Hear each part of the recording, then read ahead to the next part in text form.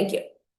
All right, so the Scholar Rescue Fund, like we've said, is a program of the Institute of International Education, which is a 100-year-old nonprofit organization headquartered in New York that implements numerous diverse programs related to educational and professional international exchange. IIE created SRF in 2002, so we've been around for a while, to serve as a permanent mechanism to support threatened and displaced scholars, whether those scholars are facing violent conflict in their home countries or individual threats and persecution. This program formalized IIE's long-standing commitment to this work. Throughout the organization's history, IIE had implemented support programs in response to discrete crises impacting students and scholars around the world, really starting with the Bolshevik Revolution in the early 20th century to apartheid in South Africa and more. We are really, as a basic summary, a fellowship program for threatened and displaced scholars. Scholars who seek our assistance, they apply to us directly, and then we work with those scholars who are selected to arrange 1 to 2 year visiting academic fellowships at partnering universities in safe countries.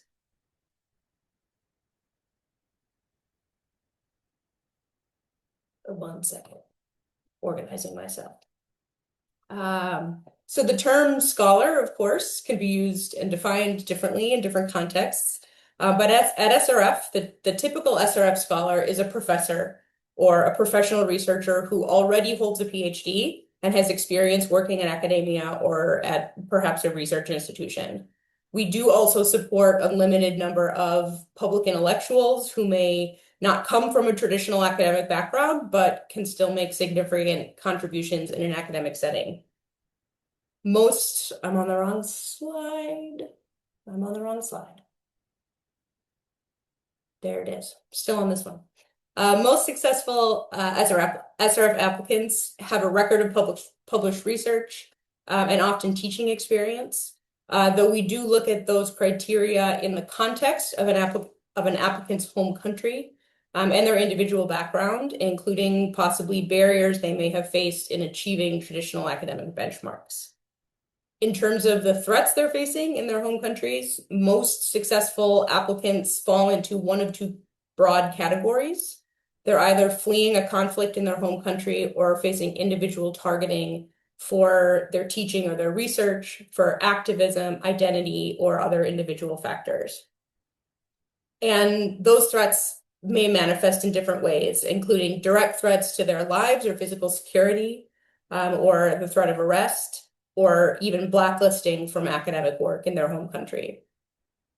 SRF typically does not consider applicants whose primary threat is a lack of resources for their work.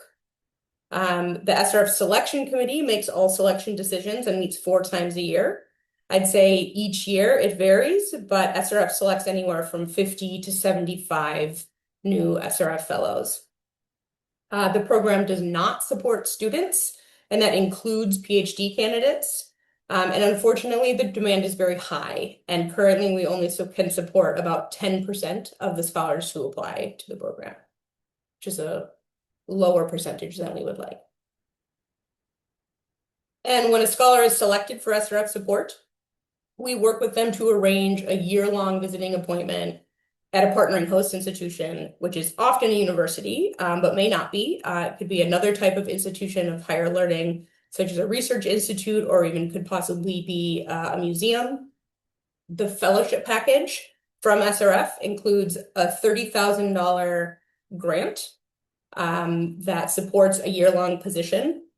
It includes a relocation stipend, additional funding, often for professional development and language training, as well as other types of professional development support, such as trainings or kind of mentorship programs.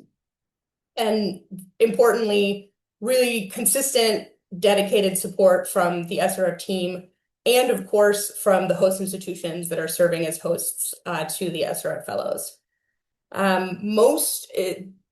In terms of the host contribution to this fellowship package, it can vary depending on the placement. In places like in Europe and North America, we often ask for always ask for a contribution from the host institution. What we require from the host institution might vary depending on the individual placement. In some cases, we require a full match of our grant, and it works as a matching grant program. And in other instances, we may waive the match funding requirement or the full match funding requirement, or we may accept some in-kind benefits as a contribution from the host. The vast majority of scholars are eligible to apply for a second year of support. So while we only arrange 1-year positions at a time, most scholars are extended for a second year, and that's the final year of support.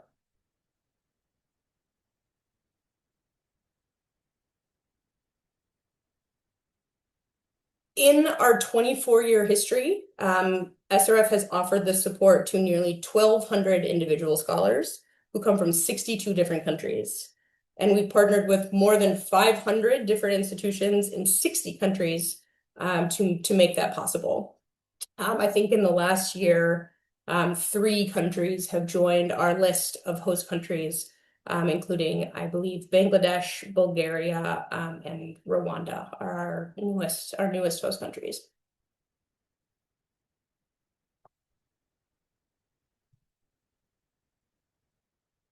And as you can see here, the frequency of scholars' home regions has varied over the course of the program. This graph kind of compares the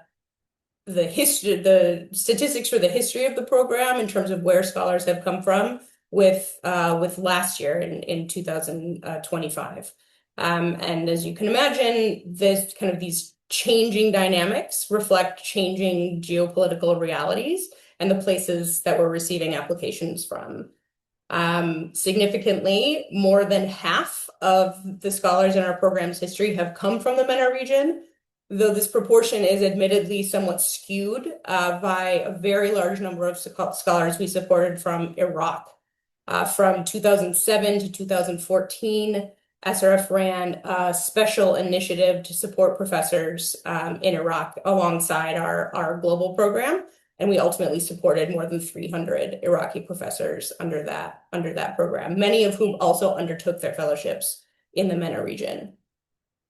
Within MENA, SRF has supported scholars from 8 different countries, work that has been in large part a response to large-scale crises in countries like Iraq, but also in Palestine, Syria, Yemen, and Sudan, which I've included in some of my statistics for MENA, though of course there could be debates about exactly which countries belong in the category. There is, of course, in addition to broad threats because of violent conflict in a country, often within those conflict contexts, we do see scholars who are facing targeted threats for political reasons that are tied to the conflict. And then, of course, also scholars from many of these countries, but also from countries around the world who are facing individualized threats that are more directly tied to issues of academic freedom or identity.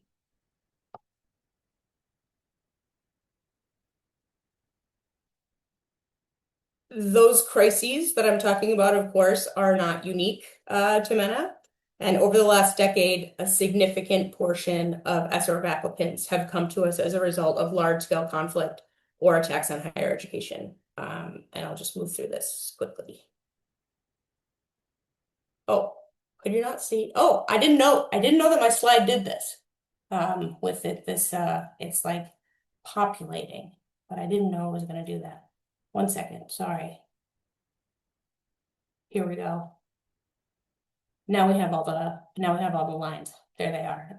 So you can see definite spikes in applications based on large-scale higher education crises.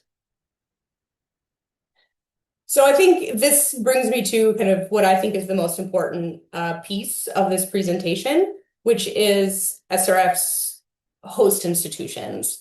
SRF is only a very small piece of the puzzle that makes our program go.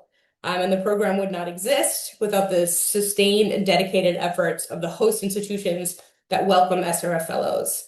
They arguably do the heavy lifting on this program, by inviting SRF fellows to their communities, working with them on logistical issues related to immigration, housing, medical care, and families. They provide academic mentorship and support, and also significant personal support for the individuals that they're bringing to campus. This work is inherently a human endeavor, and the humans, as well as the institutions involved in making it happen, are contributing really more than it's possible to explain with words.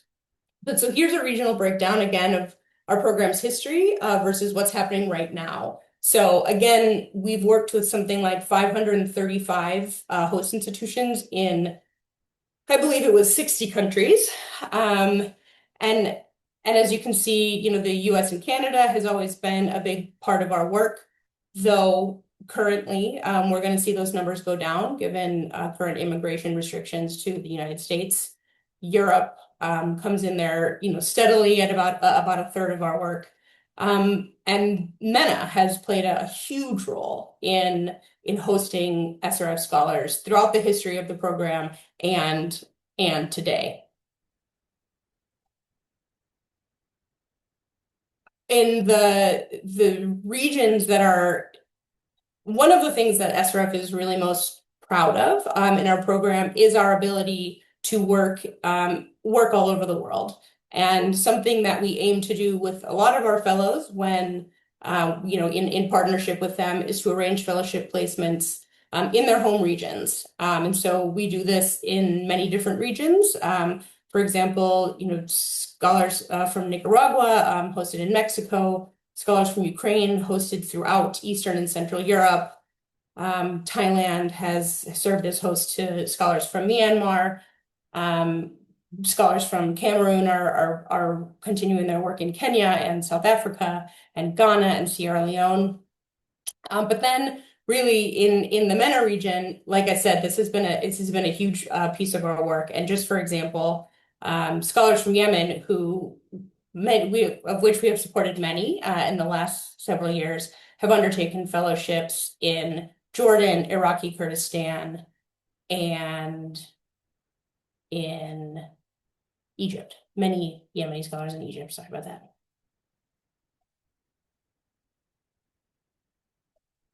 And you know, the work that we have been able to do in MENA is not, I would even say it's not our doing. This is building on an immense commitment, of course, that already exists in MENA countries to support scholars and scholarship from the surrounding countries when there's a need.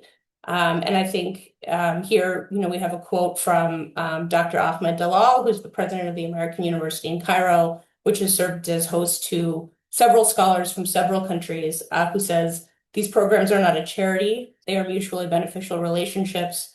They are enriching to us as a community and to the colleagues that we host." And this is a sentiment that is certainly long-standing in our work with host institutions in MENA, where these universities have already taken in so many of their neighbors who are students or scholars and are providing opportunities. And SRF really sees this as a way to support these institutions in the work that they're already doing.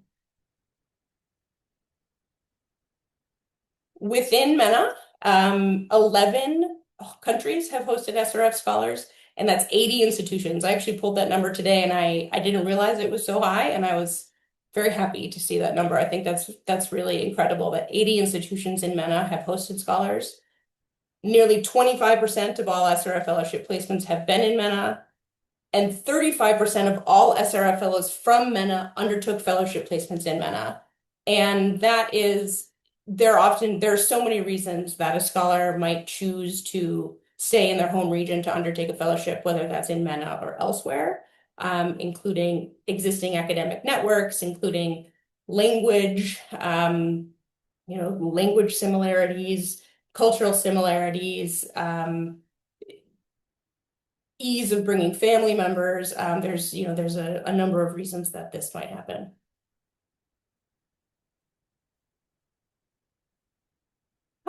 I guess that was the end. That was the end of my presentation. There's a lot more that we could get into, including challenges and different aspects of the fellowship program. But I'm sure I've been talking for long enough, and so I'll stop right now, and I'm happy to answer questions. Thank you. Thank you so much, Emily, and also thanks a lot for the SRF for really great support. We know that how the MENA region is really complicated for decades, and I really hope that, really glad that the host institutes in the region also supporting a lot these scholars, as you mentioned, that it's really important because of the similarity of the culture, language, and the other issues. The people prefer to stay in the region, and after that, even the coming back to the home country will be much easier because they didn't lost the culture that they already have. So it would be really easy if the situation become better, they could come back to the home in a fast and easy way. Thanks a I think lot. that's true. Yeah. Thanks a lot for sharing all this. So we will have the Q&A at the end. If the audiences have any questions, please write in the chat, or you will also have the chance to raise your hand and ask them later. So now with this information regarding the SRF and supporting of the at-risk scholars in the region, we will go to the Marcello Scalisi, who will tell us about UNIMED and the other activities happening in that region. Thank you. Thank you, Nancy. Thank you, Estella, for this invitation. I will start sharing my presentation. I hope that it works. And also, thanks, Emily, for first for the work that you are doing, and also because you gave me with your presentation also the reason why a network should mobilize to improve capacity of universities to answer to that scholars and refugee needs, because this is what exactly we are trying to do through our network. I'm also very happy to see that several universities that we already discussed this in previous meetings from Middle East are active in hosting scholars at risk, refugees, and so on. But we saw in your list that most of them are from the Gulf, or at least several are from the Gulf. I think that we should find a way to invite other countries that are less present in your list or not at all present to be active in this, which is not an easy task, because we move again to the issue of how to improve the autonomy of the universities to manage that. This is exactly what we try to do. I'm Marcello Scalisi, director of UNIMED, which means Mediterranean University Union, which is a network that tries to promote intercultural dialogue and international cooperation in the Euro-Mediterranean region mostly, but I will explain now our regional dimension. First of all, we started in 1991. This year, we celebrate 35 years of activities, and this celebration will be during the next UNIMED Assembly that will be at the University of Barcelona on 7 and 8 October. Currently, we have 185 universities from 25 countries of the Euro-Mediterranean region and beyond its way, because we have universities from all North Africa and Near East, but we have also universities from Middle East, Iraq, Yemen, Saudi Arabia, Oman, university from Western Balkan. The European Mediterranean countries are very well represented, from Spain to Greece, but we have a large participation of Italian universities, and UNIMED, as you can easily understand by my accent, is based in Italy, in Rome. We have some members that are not exactly Mediterranean country, for instance, the University of Cologne from Germany. But now we are also open the door to university from the sub-Saharan region of Africa. This means that UNIMED works in these four regions: Middle East, Southern Mediterranean, Western Balkan, and the sub-Saharan region of Africa. As network, we try to be not only a dynamic network, but also a very pragmatic network, trying to support concretely all our members. It's important to underline This is for our governance model, that UNIMED is an independent organization. We are not sponsored by any government, not by the European Commission, not by the Italian government. We are sponsored, first of all, by our members. This is very important to underline. Every university pays a small annual fee, but this annual fee is extremely important for our independence. And this is also reflected in the governance of UNIMED. We have a board of directors made by 20 rectors or vice rectors that are in a very equal base, 10 from the European side and 10 from the not European countries. That means that the most important decision of the network should be shared, discussed among the members, and trying, obviously, to respect each other and with a sort of, obviously, mutual understanding. It's clear that our mission is to facilitate internationalization and to support all our members. We have some priority areas in our activities. Obviously, a network of 185 universities, we have initiatives and projects on different fields. But we have some important priorities. Obviously, first of all, and we stay in this dimension of academic freedom, how to improve the governance of higher education in the region. The Mediterranean region, Middle East as well, is not a monolith. There are differences among countries, and the situation of academic freedom and autonomy of universities depends country by country at different levels. What we try to do is not only to improve the autonomy of universities, to improve the capacity to manage their own autonomy, financial capacity, and also academic freedom. But why not also to try to have a common and large initiative on the reform of our education system in the region? But obviously, we work in other important priorities, digitalization, intercultural dialogue that remain independently that all these years of collaboration among universities, but generally speaking, in the Mediterranean region, there is still a lack of knowledge of our society, unfortunately. We work on the employability, how to improve capacity of universities to manage this important challenge of our economy. But 10 years ago or 12 years ago, we started on higher education in emergencies and fragility, which is unfortunately in the region remain one of the most important topic. And of course, we work on sustainable development. I will explain now in a few minutes what we do in higher education and emergencies, try to offer an overview, not only of our project, but also the reason why we work on this issue, and in particular, what the university can do through the support and the help of network like UNIF. We started, I would like first, before to explain this slide, I would like to give you an overview of what we did 12 years ago when we were at that time seeing or affected by the Syrian crisis.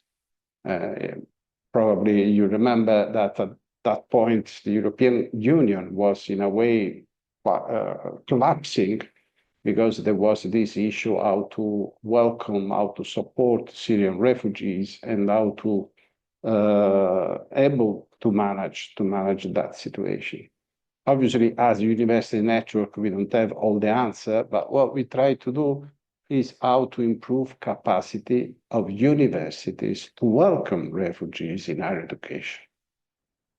And this was extremely interesting because we saw that, as obviously Emily in a way clearly explained, that this interest of universities to support refugees, to welcome refugees in higher education was not only on the European side, but more importantly, this was also in the Middle East at that time. And we did a couple of important projects in the initiative. One related to the Near East with the project sponsored by European Commission on helping universities from Lebanon, Jordan, Iraq, and Turkey to answer to that crisis, how to improve capacity of universities to deliver services and to host refugees in their own academia.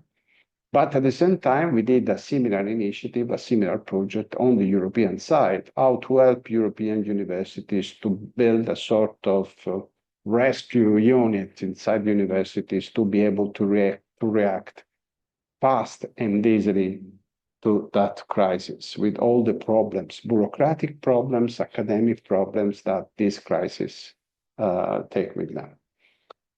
This was an experience that's very interesting for both projects. We did a very important activity with other important players like the European University Association, Campus France, and other partners and other colleagues. And this gives us the perspective that not only a network like UNIMED should play a role on that, but also that universities, our members, and obviously, generally speaking, universities want to do more and more for that crisis, want to open the door for refugees and scholars at risk, want to play a role in crisis situations. But sometimes they have some obstacles and problems that they face. First, financial problems, financial capacity, and this remained one of the most important problems. Then sometimes there is a matter of capacity, not only financial capacity, but technical capacity. What does it mean hosting scholars? What does it mean hosting refugees? Which condition we have to create, how to recognize, as you know better than me, how to recognize their academic path to be able to include them in the academic community and so on and so on. Seeing that commitment, we started to work more and more on this initiative, and we have now a group of people that work permanent on this topic. And now we have very important initiatives and projects that are in a way the results of our long-term experiences. I will mention briefly the most important project that we are managing at the moment in Gaza. I will give you some more information. But in addition to what we are doing in Gaza, we are partnering in a project called SAFE, which is coordinated by DAD, which is a pilot project for a fellowship program of the European Commission for Scholars at Risk. You know that European Commission has several projects for supporting researchers at all levels, supporting fellowship at all levels, but they don't have a permanent program on fellowships for scholars at risk. This pilot project that is currently working, we already delivered fellowships and we are evaluating how these fellowships are working, should be, hopefully, the starting point of this permanent initiative for supporting scholars at risk. There is a huge discussion now with the European Parliament and other interlocutors to be sure that the next multi-financial framework will allocate the right amount of money for a permanent action for supporting scholars at risk. That will be, in my perspective, an important pillar of the European Commission in supporting those that are in a crisis situation. And also respect totally what we called the EU values, if you want to address this in this way. But of course, it's not for sure that this program will be implemented because there are not only financial constraints, but also political constraints related to that. Another initiative that we are doing, and again, the role of network in this case are extremely relevant because university alone are not able to manage this initiative. We are trying to understand and to analyze what is the situation of Syrian universities. Before that, the previous dictator, the dictator left Syria, there were in that conflict situation, there were 4 higher education systems in Syria.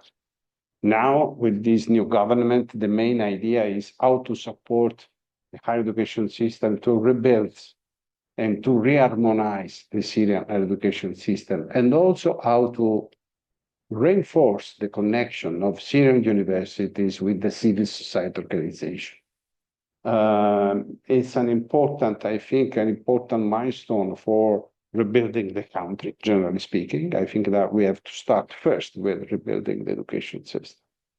And in addition to this Syrian initiative, we did in the last years with the Gaza students, we tried to support them, trying to guarantee the right to education, the right to continue to study, even in that horrible situation, to be in a way connected to an hope that they could consider themselves students, that they are not losing time, that will continue to be supported by universities around the world.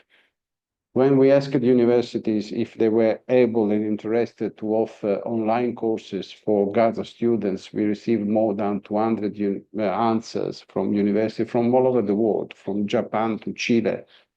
And we are now working on the evolution of this initiative that now, you know, the Gaza universities are in a way, not 100%, of course, but they are back in some way.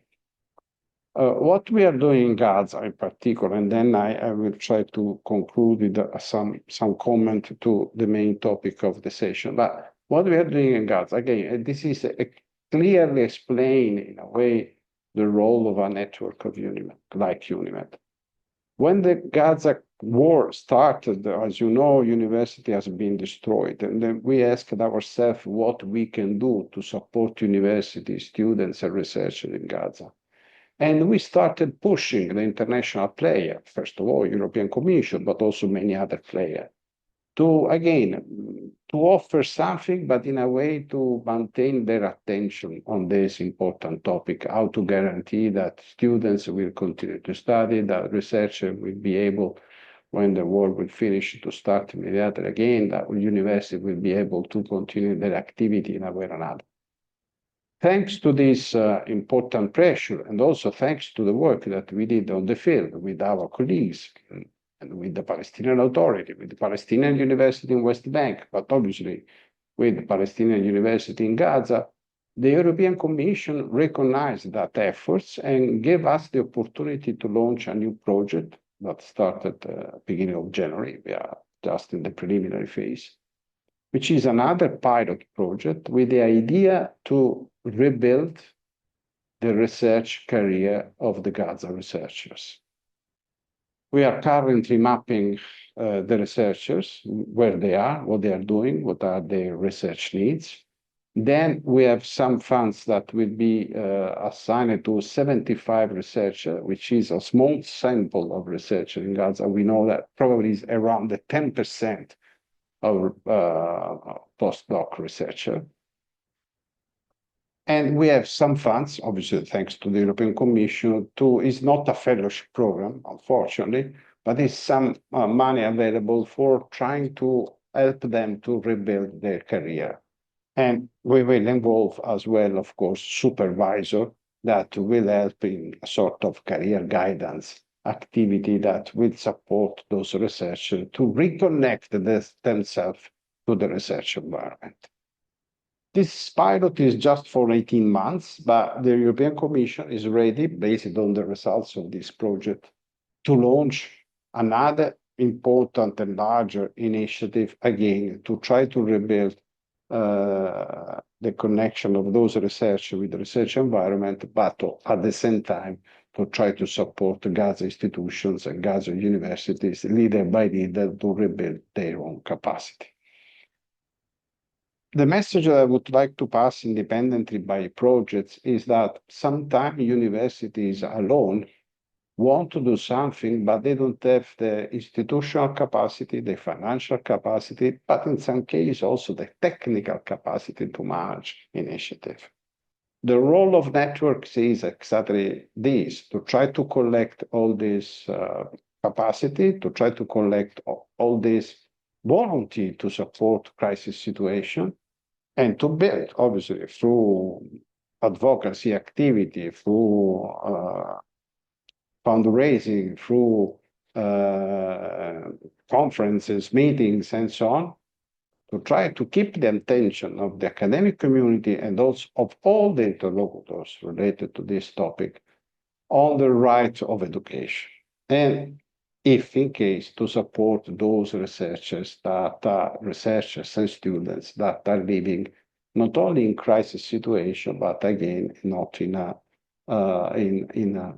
freedom environment. Working in a region like our region, the Euro-Mediterranean region, we know that in some of our countries, sometimes academic freedom is under risk. I want to be honest, this is not only related to the Southern Mediterranean countries, this happens also in the European side. And is also happening, unfortunately, in another part of the world that was unexpected, which is US. Academic freedom is under risk everywhere. And the role of networks, and in particular a network like UNIMED, is to offer a space of dialogue, partnership, cooperation, collaboration with those universities that unfortunately are facing such a problem.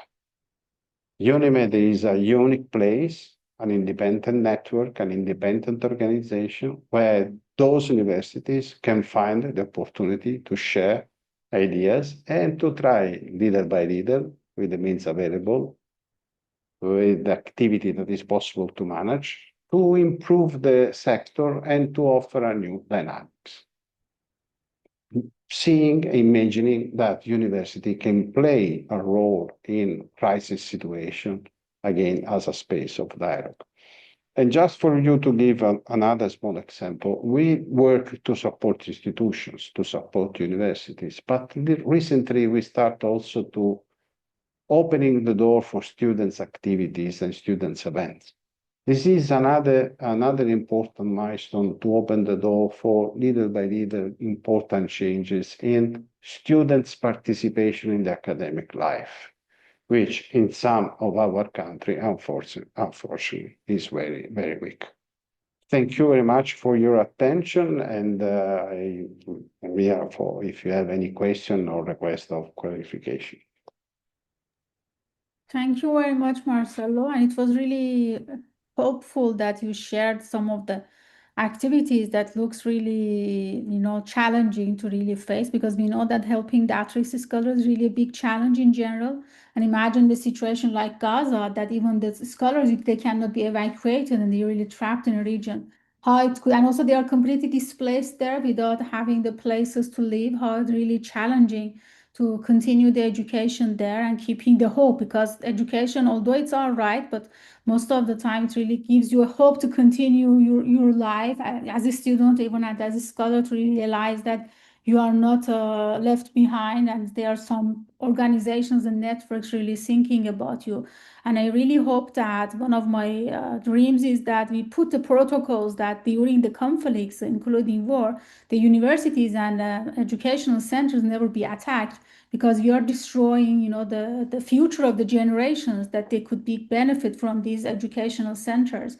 And if they get destroyed, unfortunately, it will really take years, especially in the conflict regions, that the economical condition is also severe. It takes maybe even decades to really recover what you already had before, and you based on that. And also the case in Gaza and many other conflict situation, unfortunately, in the Middle East and North Africa.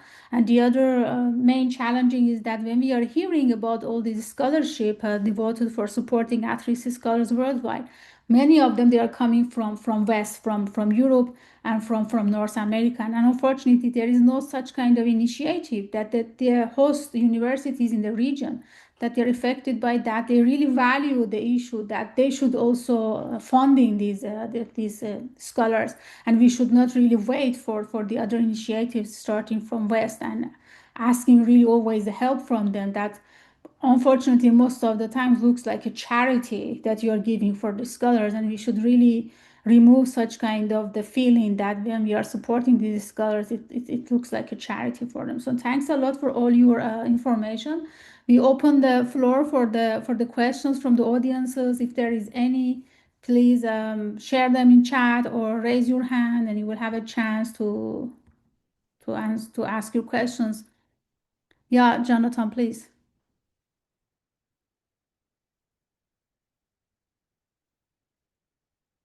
Jonathan, you raised your hand, but I don't know, you just lowered it down. What happened? See, I think if he's not made host, he's unable to unmute himself. That's the sense I got from earlier. Okay, so we really need the help of Brady to do that. At least for the ones that they raised, they have a chance. Of course, Jonathan, feel free to write down your question, but yeah, now we have the same concern for the other questions as well. So Brady should be able to unmute people that would like to ask a question.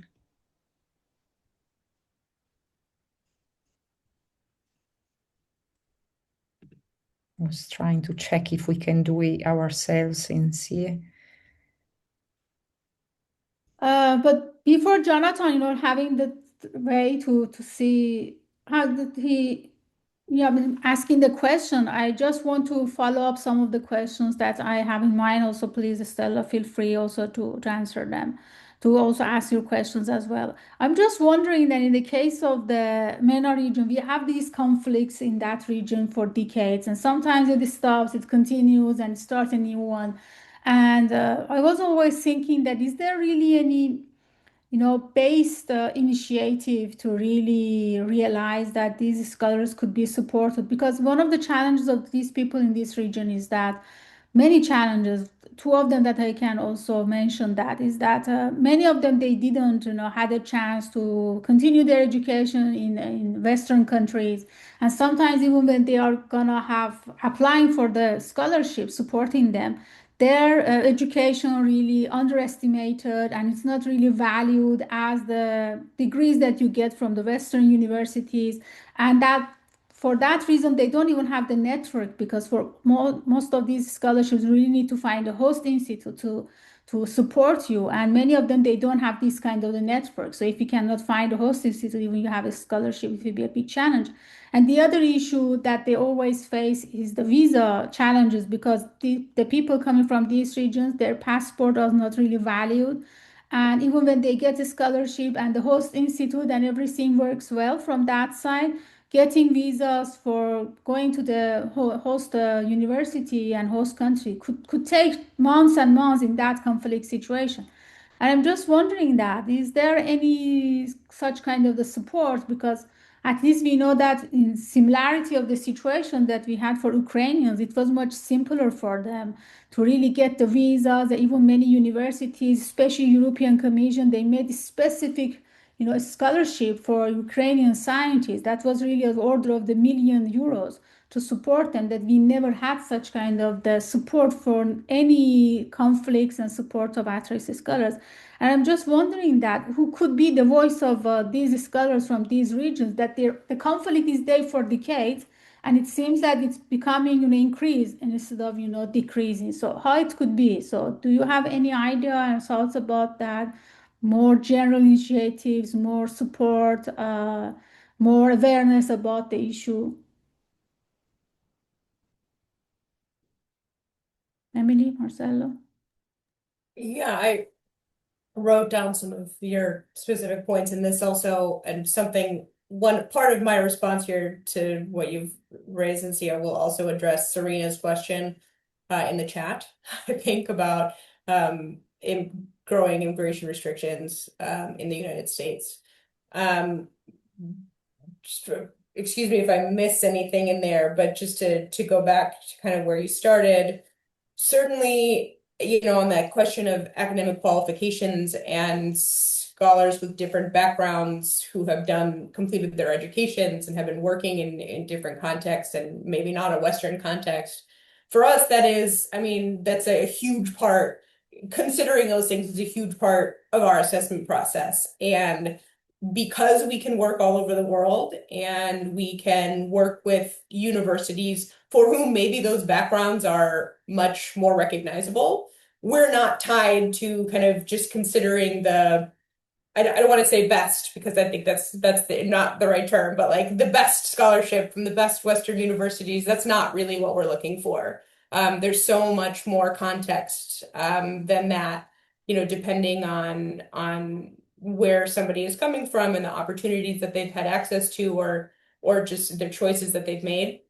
And one of the things that we often sometimes do as a part of the application process is we rely on input from potential host institutions, in the scholar's home region to tell us, like, with this person's background, would they be a scholar you would be interested in hosting at your host institution? And that's one of the best ways for us to know if, even with a background that isn't immediately familiar to us from our own context, whether they would still be, a scholar that could have a successful placement somewhere. And that also doesn't mean that they need to be placed in their home regions. We have many scholars who did their PhDs in their home countries who, are very successful in fellowship abroad, or in the United States or in Europe.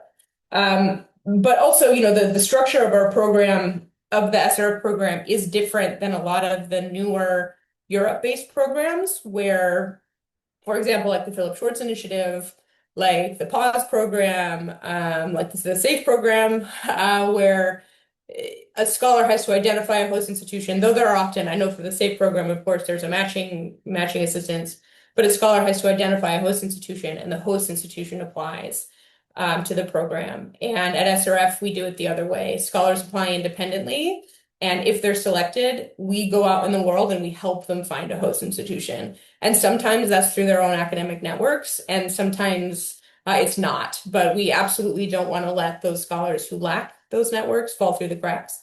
It's important that we're able to help them as well. And just finally, I'm going to touch on the visa question, which is, of course, a big old question, and is a question almost everywhere in the world, certainly in the United States. SRF, and given the countries where the scholars are from, who we are working with in large numbers, we are going to be able to place very few in the United States in the coming years, I think. And that's really unfortunate. And there's a lot of commitment on the part of US universities in doing this work, and we're trying to find other ways to keep them involved. But we're lucky that we have this global network that we can rely on. And we won't just be looking, at Europe to replace those US placements, though some in Europe. But we just continue to grow all of our regional networks. Last year at this exact time, we had one scholar on campus in South Africa, and today we have 9, which is a huge, for SRF, it's a huge increase in a brief period of time. And this, that increase will happen in other places as well to make up for the difference. But regional placements for scholars are also very difficult for visa reasons, and the same geopolitical forces that are leading to applications to our program are, end up leading to different visa restrictions and regimes in different countries too, right? Like they change constantly, depending on conflicts and who might be allowed into a country and to do what. And certainly for the scholars that we work with, we start conversations very early, sometimes even during the application phase, about placement preferences and expectations. We want to honor scholars' agency and their preferences for, where they would like to undertake their fellowships, but there are also reality restrictions that exist as to timing and what is possible and what is not. And even scholars from MENA who we are eager to place in the MENA region, sometimes we just can't. We just can't because of, depending on where they're from, visa restrictions, or not just visa restrictions for the scholars themselves, but for their families. Families are a huge part of our program. The vast majority of scholars travel with their families, and not all countries will allow scholars to bring their families, which is also a huge problem and can totally prevent us from placing a scholar in a specific country. So yeah, it's a big puzzle. It's a big world puzzle about who can go where, when. Thanks a lot, Emily. Marcello, do you want to add? Yeah, thank you. I tried to answer to Jonathan and as well to the other question of Serena. I think that until when this issue to support scholars remain in a sort of voluntary initiative of some professor or some colleagues that work with other networks and so on, unfortunately, this will be very unstable, the capacity of university to manage such initiative. What we need to improve that is to improve interest, is that should be the governance of university. That institutionally decide that supporting scholars at risk, offering support to universities that are facing a crisis situation that is not necessarily a conflict, could be another environmental issues, for instance, or something is not that the main problem. But again, to institutionalize this and to make this in the vision, in the mission of the university, offering the support of university to other universities should be part of, like the, universities are used to have students, mobility students. Think of the European University, the Erasmus program and so on. They should have this capacity as a part of the institutional dimension. This means, obviously, having the right people working on it, having the capacity to manage that, because sometimes universities want to do something, the rectors, for instance, want to offer their own capacity, but then they don't have the financial autonomy, they don't have the people, staff, able to manage. Because when we talk about recognition, or when we talk how to support people with visa, is something that affects the daily life of people that should work on that. And when we talk about visa, it's not only looking at my region, let me say my region, it's not only for those that are refugees or scholars at risk. It's related to all the southern Mediterranean countries. For our students to have a visa for a mobility period, even sponsored by Erasmus Plus program, is a nightmare. On one side, European Commission offered the opportunity through money, the mobility program, Erasmus Plus.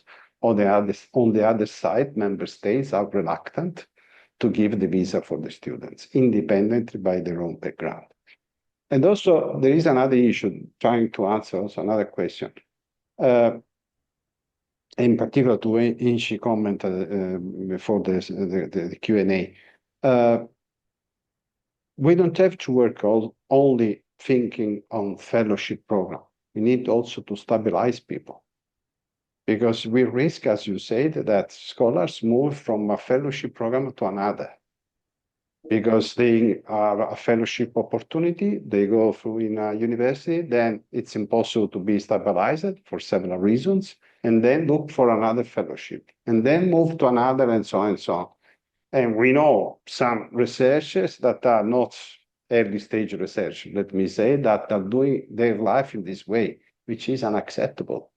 The other part of the job should be that university should be able to stabilize or to find the opportunity for these people to find a position in the society. It's not necessary that they remain in university. They could be working the industrial sector, depends by topic, depends by situation and so on. But this should be part of the work, not only offer a fellowship, but also to look at the long term. Otherwise, we risk that we create some additional frustration in those people that are not able to move back, unfortunately, but at the same time, they have the rights and their needs to continue to live.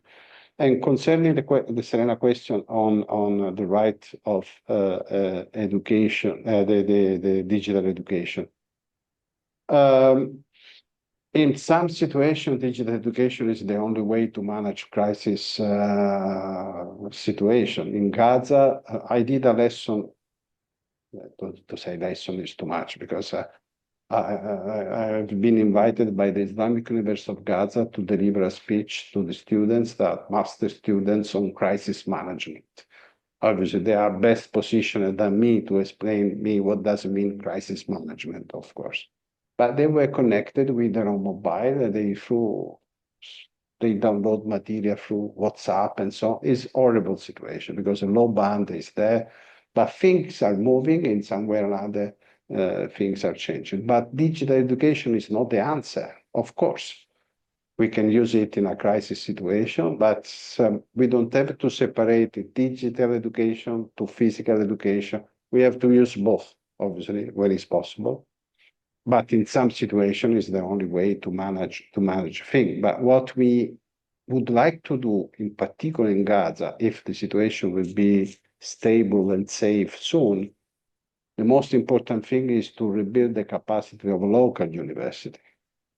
We don't need to do everything from abroad for those students. They have capacity. They have several universities. There are obviously universities in West Bank that are open to, but and also consider that sometimes it's not necessarily a war, because the education system in West Bank at the moment is working almost totally online, because for the students to go to the university, I mean the Palestinian students, to go with all the security checks that there are now in the checkpoints in Israel and in West Bank, is very risky. Okay, this means that local university are able to manage digital education because they are obliged. I don't want to say that is the answer, of course, but in some case we have to consider how to use both systems. Yeah, thanks I a lot. hope that. The point that you mentioned about digital education, that in the conflict situations that happen, I just wanted to share the experience of Iran, that it's more than 70 days that the regime really blocked off the internet and also not giving the access of the education for its own people just because of the security issues. And these kinds of really, really strange issues that the daily life that was connected to the internet connection is completely taken away from the people. And of course, the education also disrupted by that. And also the universities are not functioning in person just because of the work condition. And even the digital education is not functioning very well. So since January, the situation looks really terrible. In some cases that the regimes that they are really authoritarian regimes, you don't even have that option of the digital education. Maybe Iran is really exceptional one, but unfortunately even sometimes the issue is not also there. And you mentioned also, you and also Emily mentioned two great points regarding the host institute, that most of the time you are just looking for a colleague or for a friend to host you, and this person is not the president of the university, doesn't have the staff, they don't have the budget, and they don't have a power to host. So they are just, doing their humanitarian support for the colleagues to really support these scholars. And when it comes to the bureaucratic issues, they don't really have that much influence to do that. And as you mentioned, for making awareness, the university should have an office for supporting at-risk scholars, because even as an individual, when you are looking for the host institute, you don't really know that whom you should contact, whom you should follow up your application, who is going to be answered. Even if you become be hosted in that university, you also have many challenges because of the security issues, because of your employment, because of many things. And there is even no specific person that that whom you should address all these challenges even after being hosted, because there is no specific office.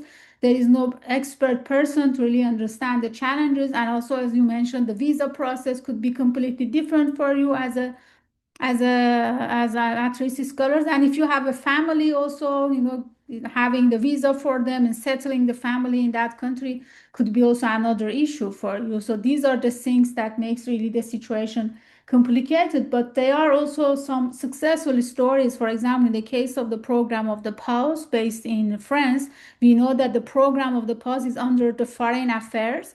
So that's the point, is that the visa process is much simpler than the other programs, because the foreign affairs, they are aware of the situation when the person. The good point is that in the case of this kind of post program, you should find a host institute in France. So it's really easy to realize that you are going to apply for the visa for France. So it's not like the SRF that your host institute could everywhere. So it's really challenging for SRF to really have this kind of the management with all the embassies worldwide saying that if I have a scholar, please give them a visa, prioritize the situation and all this stuff. But in the case of the PAUS, everything goes straightforward. They give you an immediate appointment in the embassies, because we know that in many cases even the appointments are not available and you should wait months for that. They make it really fast. They contact you, because I heard from the colleagues that they contact you directly from the embassy, they give you an appointment, and then getting the visa is really, really straightforward. It could be happen in less than a month, which is really essential for you in at-risk situation. And I really hope that there could be such kind of initiative from other programs like Philip Schwartz initiative, or the other one, for example, like CARA in the UK, that you can have this kind of the negotiation with the foreign affairs to be able to get the visa. So there are the solution, the points that we really need to share, so all this stuff with the colleagues. Yeah, if you don't mind me just jumping in, I think, NCA, ahead of this, you had provided some questions, that you might ask about our presentations. And one of the things you asked was, what are some of the steps that could be taken in MENA to help with scholar support and sustainability? And one of the things that I had thought about in response to that question really is helping universities in MENA to develop the expertise within the university to work with displaced scholars and possibly students. And I'm sure that exists in some places. But certainly in Europe, that has become the norm in a lot of places, right? That there are dedicated staff for whom it is at least a part of their job to do this kind of work.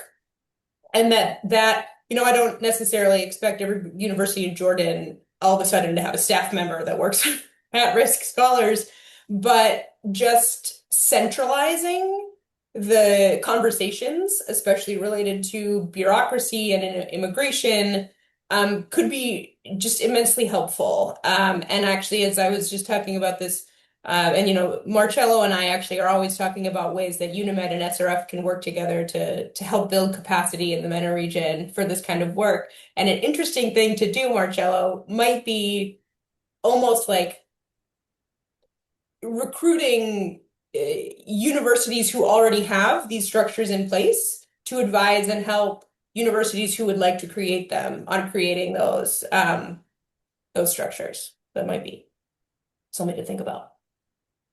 Yeah, I really hope that this webinar really helps to have such kind of the collaboration between SRF and UMED, or even other scholars at-risk organization that host these scholars in that region. We also have a question in chat regarding the issues of the early career researchers, the ones that they got their PhD recently. And it's really obvious that these scholars, they always have a challenges finding a position in academia. And when they become displaced, that's even severe for them, because they don't have a big network, they are not really stabilized situation. So is there any statistics about the support of such kind of the scholars as well? That do you categorize, at least in SRF, how much % of them are early career researchers? I don't know the statistics, but my impressions are that it's actually quite a high proportion that are early career scholars. Of course, there's no rule about that. And at our last selection committee meeting, we had a scholar awarded who was months out of his PhD and a scholar in his 70s, right? So it really runs the gamut at SRF. But we actually view early career scholars very favorably. And we're often looking at qualifications relative to career stage. So they're not necessarily competing with more established scholars. And we do think about potential. And I will also say, I do think that early career scholars sometimes can be very appealing for universities to host. There is sometimes a certain greater adaptability with just younger people to new situations in general. I don't want to be ageist. That is not a blanket statement, of course, but I think that could be true. So for us, we actually see early career scholars as it's a benefit. Marcello, do you have any questions to ask? Yeah, No. I do. Yeah, Marcello, sorry, maybe you wanted No, to. it's okay. Yeah, No, yeah, no, no. it's the same discussion. It's better we keep like some logical consistency. So please do elaborate on what you wanted to. No, please go ahead. Go ahead. I was just saying that I don't have any data on that, but please go. Okay. Yeah, that's tricky. Like I work myself with the Council for Academics at Risk here in the UK, and yeah, also at a national level, it's not always easy to have this sort of data. Yeah, I was also checking in the chat if anyone else should be prioritized to my question, but you both sort of responded to the others, I think. So my question is about the reason for leaving. Like the reason behind like scholars having to leave their countries, and of course is normally not a like an official factor of inclusion, like for these programs, of course. Let's say, I mean, as long as it's about forced migration, but still, right? Like this level of force, like there is quite tricky, of course, and that's the moot point. So like I just wanted to mention some people like I met over the years that were really mentioning the reason why they had to leave their countries instead. And many of them had to do that because of disasters rather than conflict. And also getting back to one of the slides, I think it was you, Emily, like mentioning like countries and like conflict, like generating, of course, the reasons I'm talking about. So yeah, like I was like, I mean, even though the reason is not an official criteria for inclusion or for being prioritized, how what's your take on these? I mean, how would you approach these to make sure that also disaster affected scholars have the same opportunities as others? And of course, we could add climate right now, even, right? So Yeah. again, about the blurred understanding of forced migration. Yeah, just speaking frankly, generally disaster affected scholars are not eligible for SRF. And part of that is, really needing to set limits on, of course,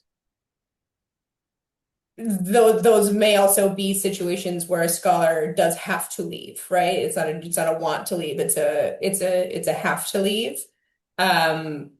But generally, and I'm trying to find the right words and the right explanation, but generally the threats that we see are human threats. That's not in our selection criteria, right? Like these have to be threats that are created by humans, but that is in practice. It really in practice the reality. But generally speaking, that's not a category. That's just not a category that's qualifying. IIE does have a program called the Emergency Student Fund. Then this is for students. This is for university students, international university students in the United States. If they're studying in the United States and something happens in their home country, which could be a natural disaster, it could be conflict, it could be either, that makes it difficult for their families or whatever their source of financial support is, makes them difficult to like pay their tuition. It's kind of a small scholarship fund for people who need some interim support in order to stay enrolled in school in the United States. So that's something that IIE does in that area. Thank you. That's very relevant. Marcello, would you like to add anything? Yeah, again, for me, it's obviously working on that pilot project of European Commission, and the most relevant factor was the risk relevance of every single researcher and so on, which is probably not to include those that are affected by emergency, climate situation, environmental situation, disaster, and so on. But I think that the most important element should be the methodology that we should implement in every university, hopefully. Because normally in a humanitarian situation like what you mentioned, are the neighboring country that immediately offer support. And this was also in a conflict situation. If you remember the Syrian crisis when started, most of the Syrian refugees were in the neighboring countries, not in Europe. We were collapsing for 1 million refugees in Europe, but there is 5 or 6 million Syrians around the region. And they are still there. Some of them are still there, some are moving back. If the universities are able to manage a crisis situation, I think that this will be totally independent by the factor of risk. The issue is how to convince, this was the question of Jonathan, how to convince universities to have a permanent structure to do that, independent by the budget available, independent by the sponsor, because there are also local foundations that can sponsor even one scholarship, or the instruments that Emily is very interesting, because you have a university which is based in the region, another university that is interested to sponsor and to do something. And so it's an amazing collaboration among these. We have to create that network of volunteer, good volunteer among universities, because it's part of our value. If the university are not able to do that and they just deliver education and research, probably we're missing part of our daily responsibility, let me say, also to pass a message to our societies, because we represent the avant-garde of society, and we have to pass a positive message. Hosting someone who is living in a difficult situation, we are doing something for ourselves, not only for them. How to pass this message is part of what we try to do, and other network and other organizations continuously do. And if we have institutions, European Commission, World Bank, so that want to invest in scholarship, in fellowship, depends by situation, thanks to these collective efforts of universities that push for having support, this when will be utilized in different situations, hopefully. Unfortunately, our region, Angie was mentioning clearly, we move from one crisis to another. As UNIMED, we are able, unfortunately, let me say, unfortunately, to move from in different situations. Now we are seeing what is happening in Lebanon, not only in Palestine, of course, but in Lebanon. Syria seems a safe place, but how to go there and to be sure that you will be back, and so on and so on, how to be able to implement actions such crisis situation. This is a reason why I think we have to put our attention to those countries, those regions, and to call for a permanent initiative to support this. But universities can do a lot, believe me. University, independent by funding scheme, can do a lot if they consider this a priority. Well, thanks a lot, Marcello. I think you mentioned a really, really great point that the scientific community should really realize that these scientists are part of the society. And if they face the crisis, it's not their fault. It could happen for anyone. Imagine, for example, in Europe, nobody could imagine that the war will gonna start and many people will also become displaced. And it could happen for anyone because, the geopolitical shifts have unfortunately increasing a lot, and even the violation of the academic freedom that we hear that even in the US, that many scholars, they lost their right for expression. It just last week a faculty member in the US just expelled that because of talking about the war of Iran and US. And imagine that how the situation could be really severe, that as a person with a permanent job in a university in the US, if you speak up about something, they just affects your career, although you are talking about your personal view, not as your academic situation. So the violation of the academic freedom could be really severe. So if we cannot really value these scientists among the scientific community, so for sure there is no other network to help us. And I hope that the universities really realize this one. And also considering the issue of the inclusion, because we always trying to mention about the case of the inclusion and diversity, and these kind of scholars could be considered as part of the projects that could be under the EDI to help them and support them. And unfortunately, the point we know that many scholars even have the challenges for extensions of their fellowship, because, for example, the case of the SRF, it's 1+1. You always hope that, okay, because 1 year is not really enough to really be able to settle down. And even extension of this fellowship in the host institute that you already know, you already see your capacity, is really, really big challenge. And imagine that how you can start a new position. So even for the ones that they already in the program, extension of the program is become really, really difficult challenge, because the institutes, they don't really value the people that they are involved. And my experience, also my personal experience, also shows that many of the universities and research centers, they are scared about the name of at risk. So when you are talking about them, the displaced and at-risk scholars, they think that something really political or something really dangerous is going to happen for their institutes if they mention that they already support such scholars. And maybe they're thinking that if their name will be visible, that they already hosted one. Many will apply for them, and then they are not going to have a capacity to support them. So they prefer not to really talk about the support that they already have, because they don't really know that in future they're going to be able to have more support. So even the name of the at-risk means that it scares many universities, that they don't even reply you back when you are approaching them for getting the host institute. So there are many challenges, and I really hope that the initiatives like SRF and networks like UNIMED be really increased to give the hope for the scholars. So we are almost out of the time. Thanks a lot for being with us and sharing your experiences, the success stories and the challenges that we are facing.